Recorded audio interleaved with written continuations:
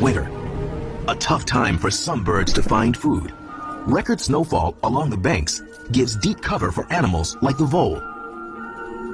They can easily burrow down in the snowpack to nest and forage for food, unseen by eagles above. But some raptors use more than eyes to find prey.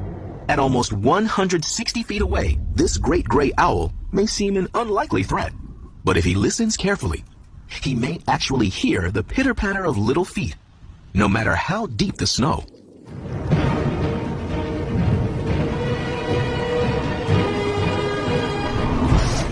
All winter long, great gray owls hunt along the shores using little more than acute hearing to hone in on their prey.